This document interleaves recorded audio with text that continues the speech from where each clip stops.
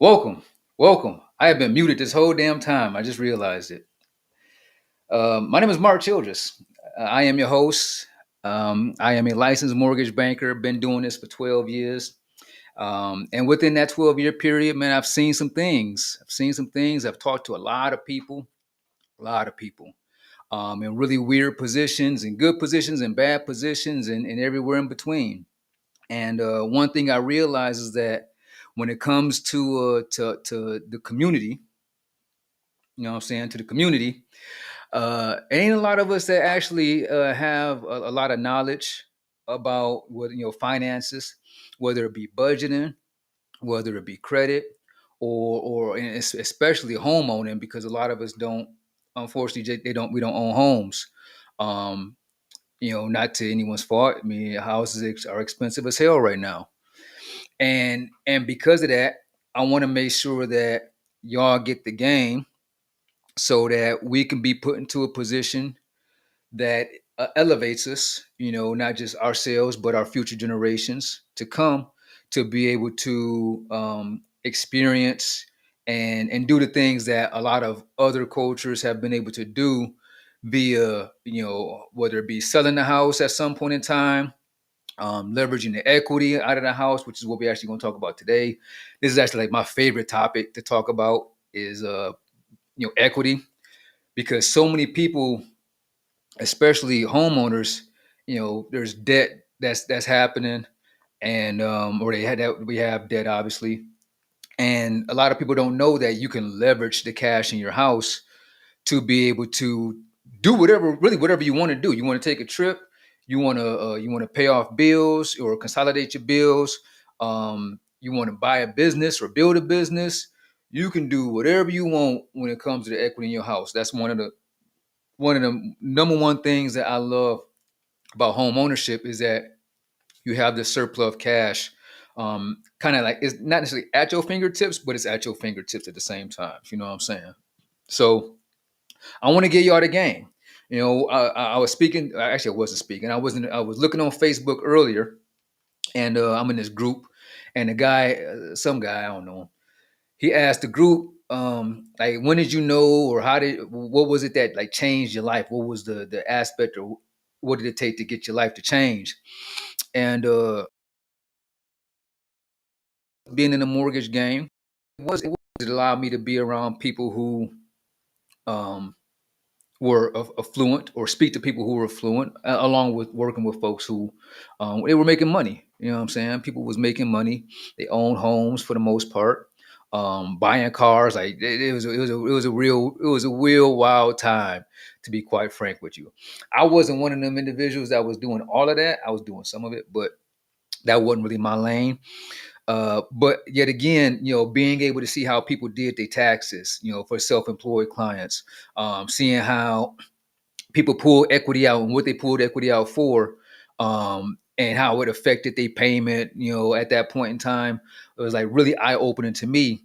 And two things happened during that time when I was in the game. One, I spoke to a guy who was from my hometown, and he was in a real bad spot financially. Like, his money, he had more money going out than coming in.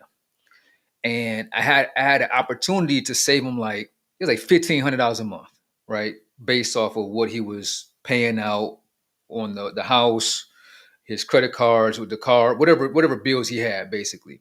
All right. He was paying out, let's say he was paying out like $5,000 a month. And I was able to get his payment, his overall outgoing, down to like, it wasn't $5,000, it wasn't that much. It was like $2,000. He's paying like $2,000. And I was able to drop his payment or consolidate everything into one. And it was going to send his outgoing payments down to like $600, $700 or something like that. It was something crazy. You know what I'm saying? Like, a lot of cheese would have been back in his pocket. And he was so adamant. About not doing it, because I don't remember the reason why, but he was so gung ho on staying in the same spot. And I think that's something that, as a culture, that we do. Like, we don't trust a lot of folks. You know what I'm saying? And I'm the same way. I don't trust a lot of people. Like, you getting something out of it. Granted, everybody getting something out of it. You know what I mean? The credit card company's getting some out of it. The loan company getting some out of it. Everybody's getting something out of you, out of your business. You know what I'm saying? Even the grocery store, they're getting some out of providing you with groceries. But we gotta understand when folks is trying to help us, to be able to put the pride aside and take advantage of that help. So that was the first thing that was the one thing that was like, okay, this is all right. Our people need some help. And he was older too. Like he was like in his 60s or something. And the second thing that happened that made me decide that, all right, like I need to really just kind of like chase dreams or whatever. You know what I'm saying? Like not let life just go by. Was a couple years ago, my pop had a stroke. He's good. He's good now. You know what I'm saying? If you talk to him right now, you wouldn't even think about it. And we actually go into detail on this on another show that I had, the King's Experience. We talked to him about it, but he had a stroke, and after that happened, like that really kind of fucked me up, and it showed me how fragile life was, to the point where I want to make sure that whatever I want to do while I'm here and while I can, I'm gonna do this shit. You know what I'm saying? So hopefully that encourages y'all, to do whatever it is that y'all might feel like it's scary or what have you. But going back to the aspect of the equity, being able to pull equity out of the house can really change somebody's life. When I bought my house, my first house, I refinanced it a couple times, when the market was good, and I pulled equity out of my house. You know what I'm saying? And with that, it allowed me to pay off some bills, pay off some other people's bills, um, you know, take to travel, and just kind of and invest in all different types of stuff. You know what I'm saying? So we gonna dive right into it. The very first thing that you should know when it comes to pulling equity out of the house is that it is tax-free money. That is right. If you pull cash out of your house, it is tax-free money, which means that if you want to, if I'm gonna give you some examples, okay? There's three ways you could pull cash out. All right. The first way that you could pull cash out of your house is a traditional cash out refinance. All right. And what a cash out refinance is, pull that up for you. Cash out refinance. Bam. What a cash out refinance is, it allows you to refinance or restructure the loan, right? You got a mortgage at set percentage rate. You decide, you know what? I want to pull X amount of cash out. Basically, what you're going to do is you're going to restructure the loan. Number five, you're going to restructure the loan, and then you're going to have a new loan once it's all said and done. So here's some of the benefits or some of the aspects when it comes to a cash out refinance. First and foremost, it is one lien, right? So your mortgage is a lien on the house, right? So it's a bill. You can choose whatever type of term you want. Generally, the longest term is 30 years, traditional mortgage. And it goes all the way down into, for some lenders, all the way down to 8 years. So you could choose whatever term you want. It could be a fixed rate or an adjustable rate, mortgage. It is a lump sum withdrawal. So if you have a home loan of 100,000 and you decide, I want to pull 50 out, you just get to 50. That's it. You know what I'm saying? 50, and you start the new note all over again. It is a principal and interest payment. So just like a personal loan, you are pulling you're paying both principal and interest, and it's simple interest. Okay, so like your car, right? It's not like your credit card, obviously. Like I mentioned before, it's tax-free cash, so you can do whatever you want. And the interest on your payments is tax deductible. You know what I'm saying? And that's actually on all mortgages. On any mortgage that you have, you can deduct the interest that you pay annually off of your taxes. So it helps reduce your tax liability. The only downfall is that you do have a lower access to equity. For in most cases, unless you're a veterans, you can pull out up to 90%. Some lenders allow you to go up to 100%. I don't recommend that, but you can pull out 100% of your equity, 90% in most cases. If you're not a veteran, the maximum you could pull out is 85%. That is on a FHA loan, which is what we talked about those a few weeks back. On a conventional loan, the maximum you could pull out is 80%, right? So what do I mean by that? I'm glad you asked. So let's say you got an original home loan, right? Your home loan right now is at 100 grand. The value of your house, because the homes next door and around the corner, then increase your value up to 300 grand. So now you have $200,000 worth of equity in the house, right? 100,000 plus 200,000 equals 300,000. You got that? All right. And your original interest rate is at 5%. So right now your current mortgage payment based off of those terms is $536. That's just principal and interest. Okay. But let's say you want to pull the max cash out that you wanted, you know what I'm saying, that you could. So, and you're doing a conventional mortgage. Let's keep that in mind. This is a conventional mortgage example. So you got $300,000 home loan. You're like, okay, you know what? I just want to max cash out. So you pull the maximum that you could do, $300,000 at 80%, because you can only, that's the maximum you could do. It's $240,000. Okay. So you have $140,000 in cash back to you, minus a little bit because of closing costs or whatever. But ideally, $240,000 cash back to you because you still have that 100 grand lien. Okay. But your new interest rate, because you're refinancing, you're restructuring the mortgage, is now at 7%, right? Based off of where the market is currently, roundabout. So that means that now, in order to get that $140,000 cash back to you, your new monthly payment is going to be $1,596, call it $1,600. Okay. But now you got 140 to play with. So whatever you do, and in most cases, people are doing this to pay off bills, high interest credit cards, especially at compounding interest, or high interest personal loans, student loans, you know what I'm saying, car notes. People do all types of stuff when it comes to pulling the cash out. And with doing that, if you were to add out how much you spend up towards all those bills, then in most cases you will be saving money by doing this than losing money. Because if you got 5 credit cards, you're sending out $500 a pop on all 5. You're talking about $2,500 a month just on credit cards, right? Plus your mortgage. So if I could say, hey man, right now you're sending out $2,500 on your credit cards, plus your mortgage is 536, 2,500, 536. So right now you're sending out over $3,000 a month between these 6 bills, right? I wish I had some I can actually write on here. Maybe I do.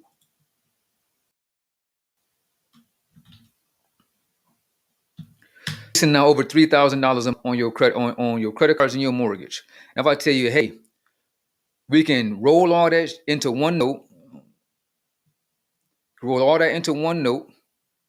and then your new monthly payment would only be $1,596. Well, guess what? Surprise, surprise. You saving $1,400 a month now because you ain't paying that interest on those credit cards. You know what I mean? Now, what you do with that cash is yours. Most smart people will just put it back into the loan, or they'll save it, invest it, what have you, let it grow. But that's at your discretion. All right. So you have a lot of benefit when it comes to being able to leverage the cash that you get. And again, it's tax deduct, or it's tax free. Right. Now, the other aspect of pulling cash out is what's called a HELOC. And quite frankly, this is my favorite. This is my favorite one. Having a HELOC is like having a credit card on your house. And the way that works is you're gonna have 2 liens. Okay, so you still got your mortgage, of 100 grand. We're gonna still use the same example. So you got your mortgage of 100 grand, but now you're gonna do this line of credit as a second mortgage. The benefit of a HELOC is that if you don't draw on it, because it's open-ended. So the way that they work is you have your first mortgage, whatever that amount is. From there, you are now going to have the second mortgage, which is the line. And the way that it works is you're going to get a checkbook. Some companies, I think they might give you a card or something like that, but generally they give you a checkbook, right, or a booklet. And when you want to draw on it, You fill the booklet out, however much you want to draw, and then you send that to your lender, and then they wire you the funds. It can take anywhere from 1 to a few days for you to get the funds, and then you make the payment the following month. So it's open ended like a credit card. All HELOCs are 30-year terms, and I'm sorry, HELOC stands for Home Equity Line of Credit. Right? All HELOCs are 30-year terms. Depending on your lender, you're going to have a draw period. Right? That draw period is going to be either 3, 5, and if they're feeling really generous, 10 years. Right? I don't think nobody's doing 10 years right now based off of where the market is, but 3, 5, or 10 years. So what that means is within that time frame, you can draw. You could draw from the cash. You could draw cash from the funds from the line. All right. So if you wanted to, at whatever point in time, pull cash out between that time period, you can do so, and then you could pay it off. You draw on it, and you pay it off, and you could draw on it again, and you could pay it off again. The caveat though is when it comes to lines of credit, the initial payment is interest only. All right.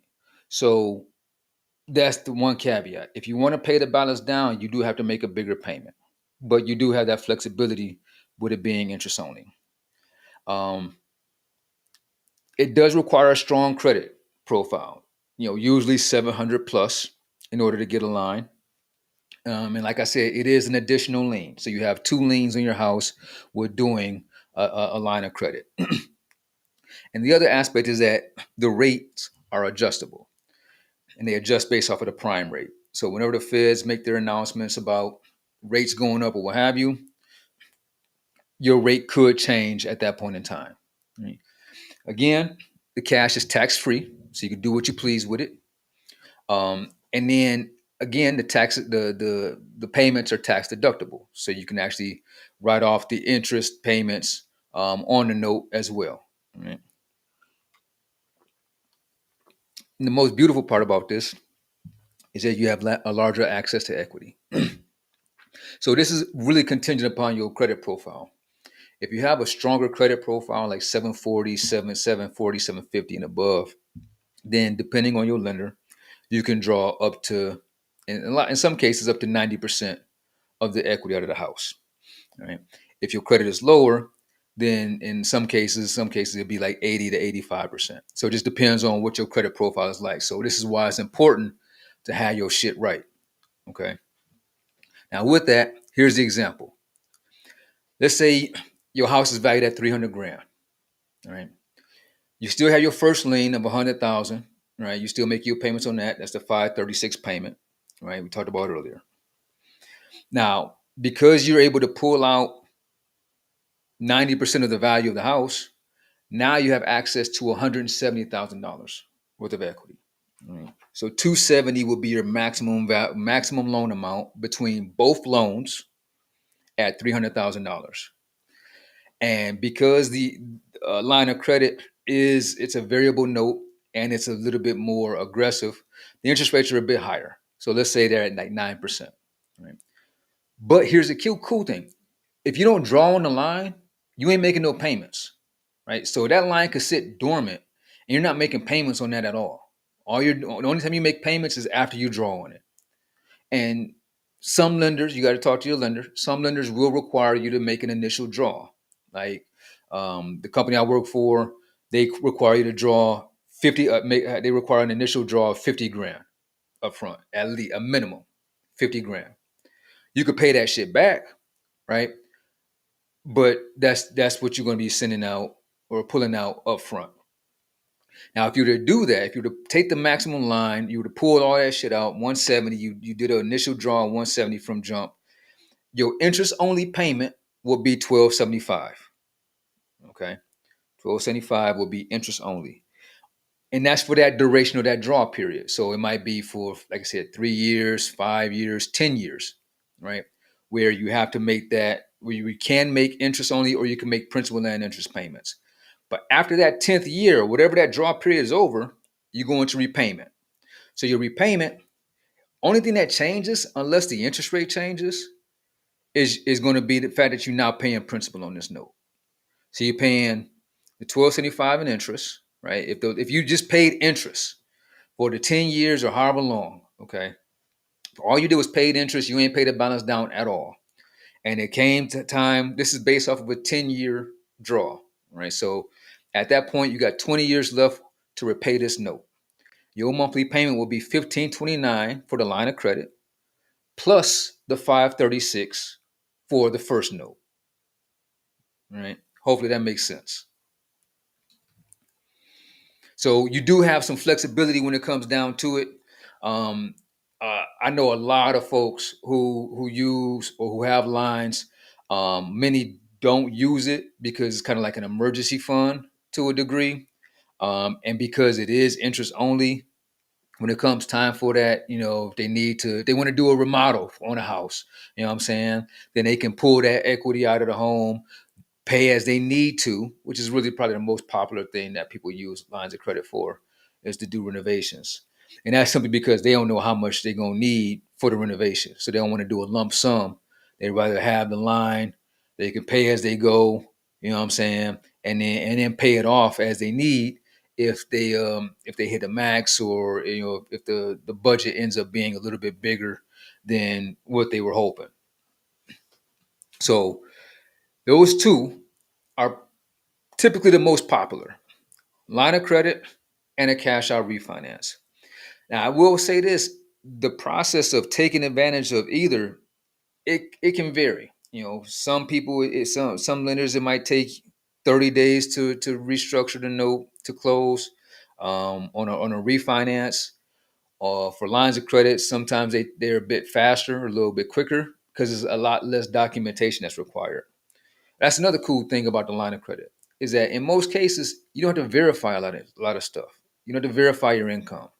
You don't have to have an appraisal done. They'll do what's called an automated value appraisal, which they'll just use the comps in the area, and those comps will determine what the house is actually valued at, and you can either accept it.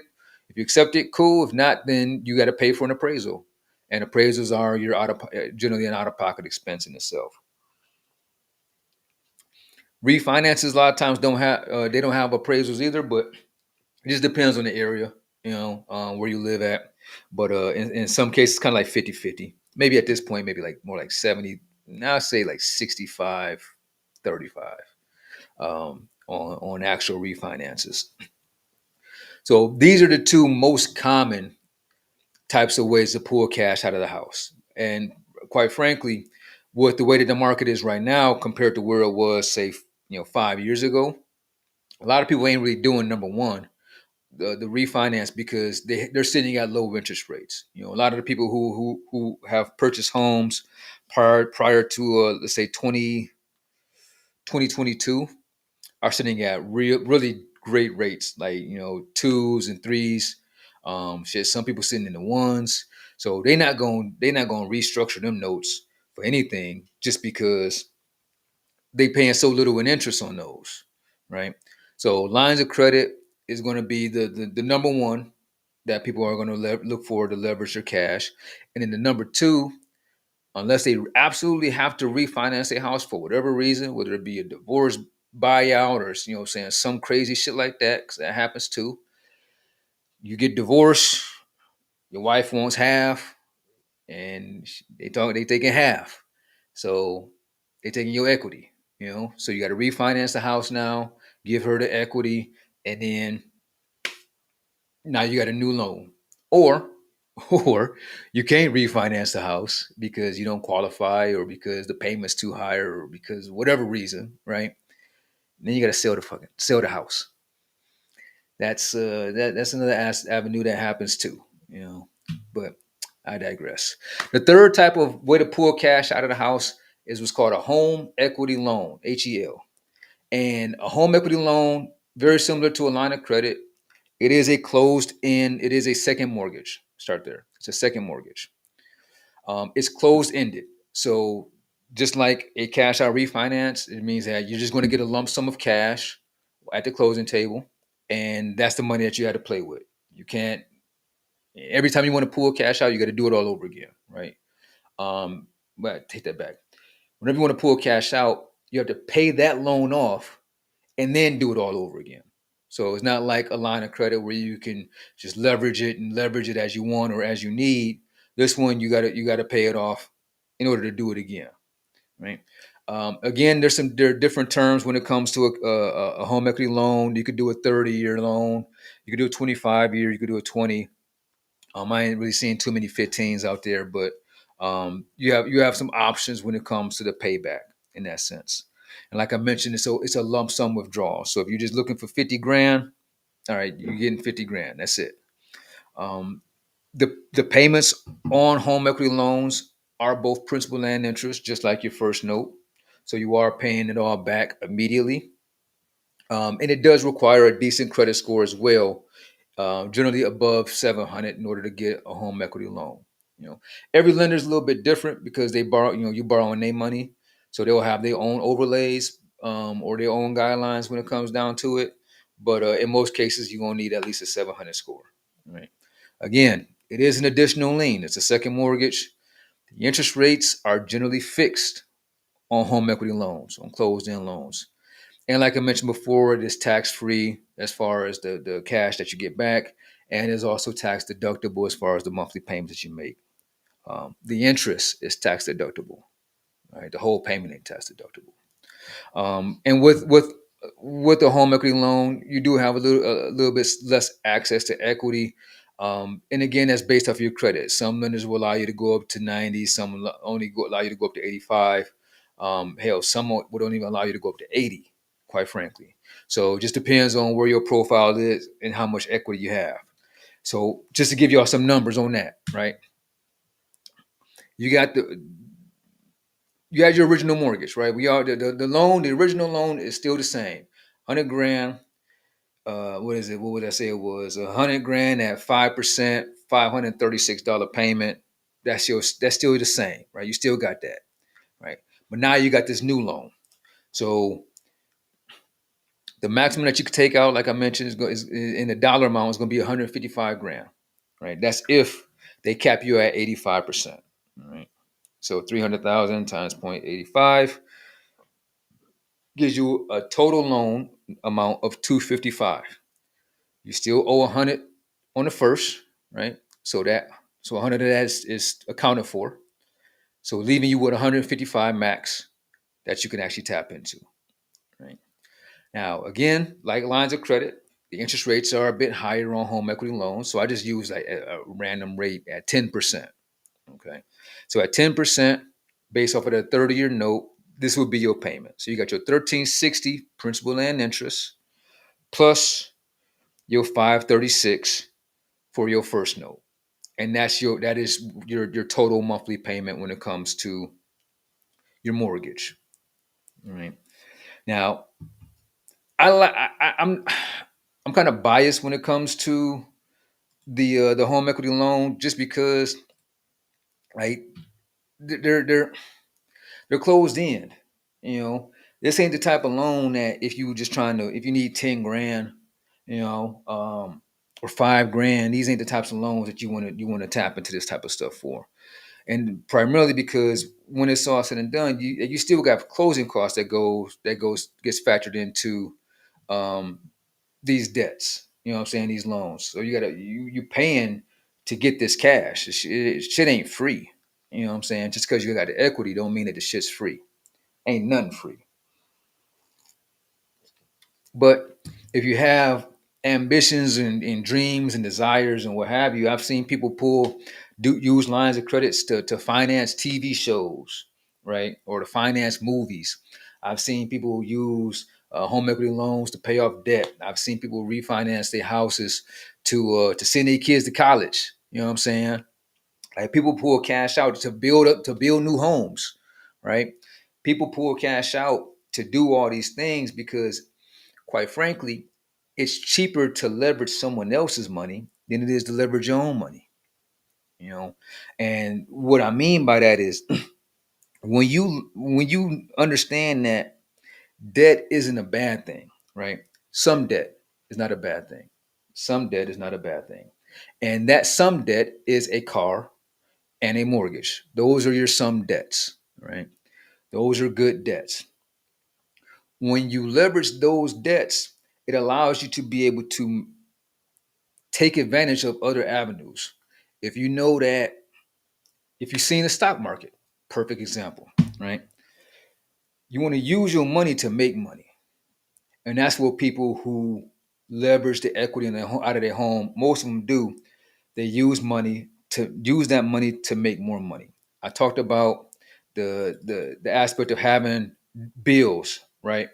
And being able to pay off your bills with the with equity. So here's an example. I'm just making this up on the fly, but this is 90%. I was no, not 90%. I ain't gonna make up random numbers, but this is a good chunk of America. Okay, let's say you got credit cards. You got, let's say, Chase. I'm gonna type this. I'm gonna show y'all while I'm typing. All right, watch this.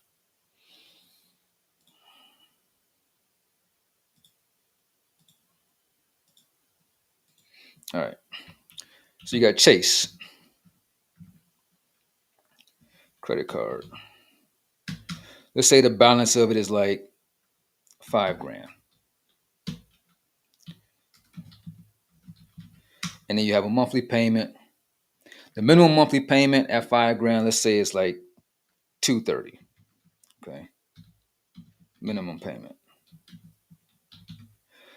but you pay 600 every month. Right.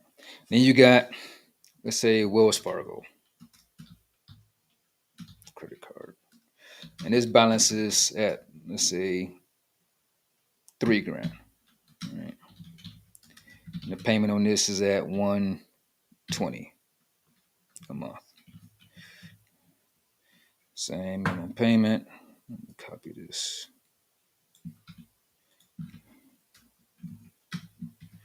Minimum payment, and you pay 400 a month. And then you got another Chase credit card at 7 grand, right? And you make a payment, and you got a payment of 400, and you pay 550, right? And then you got your car note. Cars are expensive as hell nowadays, I realize, man. And you got let's say you got a 20 grand balance on your car note. Let's use a real figure on cars. Cars, most people will go for like a 6 year note, 7 year note. What's that? 70, 62 months, 72 months, 60, 72 months, 6 year note. 6 year note at an interest rate. Most people getting interest rates nowadays around 8%. Oh, my light went out. 8%. And you got, so much to say, 20 grand loan balance. Right. That means your monthly payment is $350 on that. This is a real number. 350 minimum payment, and you pay 350. All right. And let's say you got a student loan. Student loan. Let's say Biden ain't help you along. You weren't in that, and you owe 40 grand to that. You can't defer it no more. So now your monthly payments on that is $600,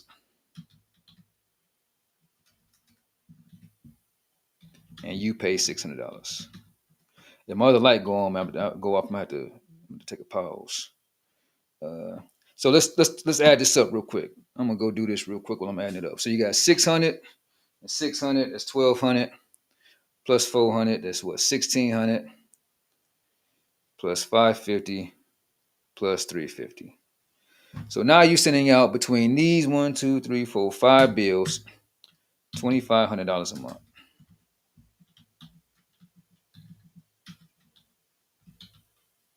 All right, and you don't got no cash in your bank account, in your savings account.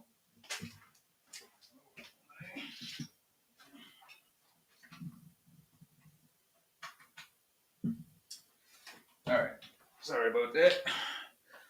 You ain't got no payment. You ain't got no cash in your savings account. You know, you kind of check the check. So right now, and you bring in about you bring in, let's say, 3,500 to $4,000 a month. You know what I'm saying? From your job, which is about standard, 3,500 to 4,500. So you got $2,500 going out towards your bills.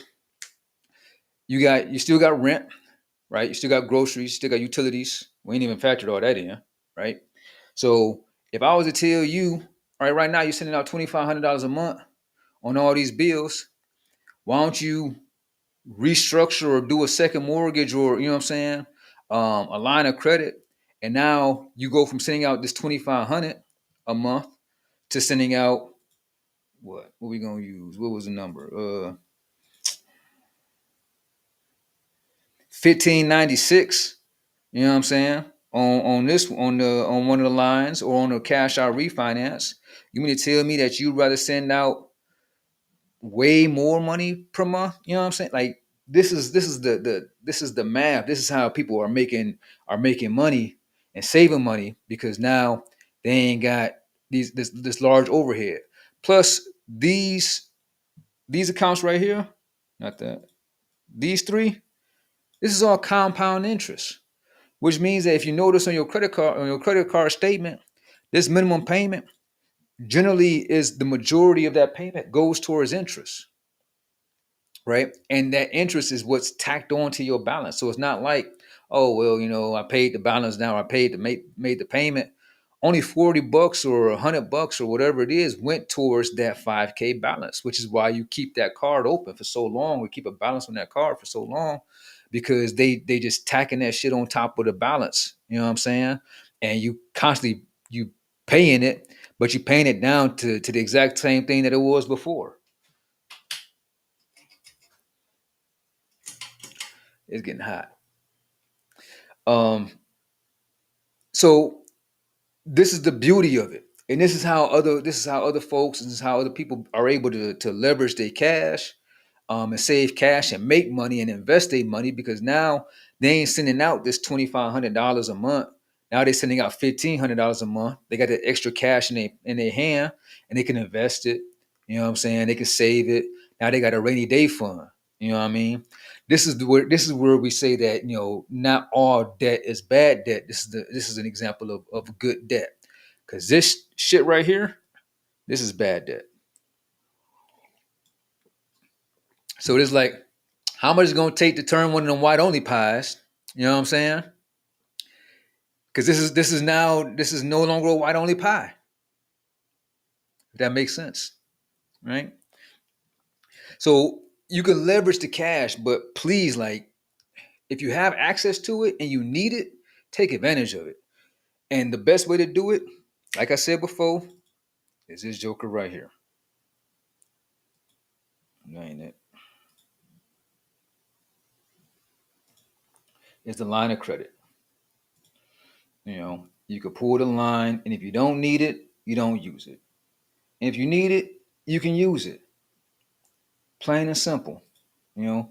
But I want to make sure that y'all are able to take advantage of it, and have the game, so that you're in a position to be smart with it. You know what I'm saying? You're in a position to be able to leverage whatever it is that you need, and and not have to struggle for it, because it's too many of us out here that's struggling. A lot of us, and I'm not just talking about black folk. I'm talking about everybody. A lot of us is check to check. You know, because things are getting so much more expensive and the wages ain't going up. All right. So if you got access to it, take advantage of it. Like I said, a lot of companies don't require there to be any type of income check or income verification on it. So it makes the process a lot easier. This is the joint that you want. This is the joint you want right here. Right. If you got more questions about it, man, if you're concerned, if you kind of foggy on it, hit me up. Let me know, because I'm here to help, right? And there's a lot of y'all have actually reached out, and I appreciate you, for taking advantage of being able to leverage, whether it be the credit. I got one partner that I'm working with on building his credit, and if I'm not mistaken, his score jumped up like 100 and something points since the time that we've been working on it, which is dope. He said, I ain't seen my score this high in a minute. Good. We're gonna keep going. You know what I'm saying? And then if y'all own a home, y'all got questions about y'all stuff, and hit me up too, man. This is a free service for y'all, man. I'm here to serve the people. All right. So hit me up. And before I hop out here, man, I'm gonna leave y'all with a quote. For the week. And I don't know who said this one, but it's been out there. You've probably heard it before. Whether you think you can, whether you think you can't, you're right. All right. No matter what you want to do, if you think you can't do it, you won't. You know what I'm saying? If you think you can do it, and you got the gusto. If you think you can, you will. Right. So keep that food for thought. Have a great week, man. It is almost Thanksgiving. Thanksgiving is next week. So hopefully y'all got family. Y'all doing something. It's one of them holidays where you just get the day off, right? And you get to eat good. But we ain't really, we ain't celebrating shit. But it is what it is. You got Thanksgiving coming up. So enjoy your week. I'll see y'all next week. I got a special guest for y'all next week too. So make sure y'all tune into that. You do not want to miss that at all. So I'll holler at y'all. Hit me up if you got any questions. And love.